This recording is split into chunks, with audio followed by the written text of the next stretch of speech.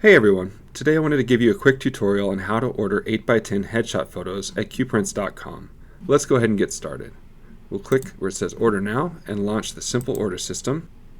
And here we've got the option between ordering either glossy 8x10 headshots or luster 8x10 headshots. Let's do the luster option. On the left hand side you can see we've got a lot of different template options that we can choose from. I'm going to start with one that I already chose, which is called full frame with contact, and let's go ahead and load in our image. So there we have our image loaded up. If we want to, we can use our mouse or keyboard to zoom in or reposition the image. I'm going to go ahead and just leave it zoomed out the way that it was originally shot. For adding text to the image, we've got two options. We can either click to add text here, or we can go to our settings and update it over here. I'm going to show you a few more samples of what this website can do. So we'll start with the settings section and we'll go through and make a few changes. So for starters, I'm going to change the background color to black. And then let's go ahead and enter in our name. And black on black doesn't look great. Let's change this to white so we can see it. There we go. And then let's add in our phone number. And once more, we're going to want to make our font color white so that we can see it. And the last thing that I want to do here is let's add a stroke to this image. Personally, I think around 3 pixels of width for the stroke looks best, so we put 3 there. We can change the color if we want to here. I'm going to go ahead and just leave it as white. And there we have it. This is all set now. We can add it to the cart and finish checking out. If you're ordering the pictures from your mobile device, you'll see the option to change the settings on the bottom left corner. From here you can input the same text fields and also make the adjustments to the font color, the background color, as well as the stroke. Now that we're in the shopping cart, we'll want to double check a few last things.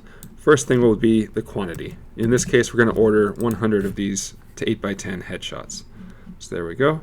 And now it's always a good idea if you're spending a good amount of money on prints to just double check and make sure that you like the way that you crop the image. You know, make sure you didn't misspell your own name or that the phone number didn't get mixed up either.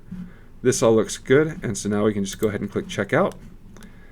And the last thing to do is just put in our shipping and payment information, and we will be all set. There we go. Our order's been created. We'll receive an email confirmation momentarily, and it's just that easy. I want to show one more example of something that can either be super helpful or potentially cause you a big headache. So it's the shrink to fit option. Now on this current layout that I have, if I click shrink to fit, I think it looks great now as well. It's got a little bit of just a blank space around the edges. It looks wonderful. However, if I were to add in a stroke on this image, then we start to see a bit of a problem. As you can see, the stroke doesn't recognize where the edges of the images are. It just recognizes the edge of the frame that the image was fitting in originally. So be careful if you're adding stroke to your image to not use this shrink to fit option, or at least double check to make sure it hasn't caused any negative effects on your final product. Another word of caution for you is to make sure that when you add your text, be careful that it doesn't overrun the size of the space. So if we just put in our name and our company information and click order without checking it, we can run into this issue where the text gets chopped off on the edges, and there's no warning about this, and so this really is something you need to visually inspect every time that you upload a headshot through qprints.com. Thanks again for watching this tutorial. If you have any questions, put them in the comments below and we'll be sure to answer them.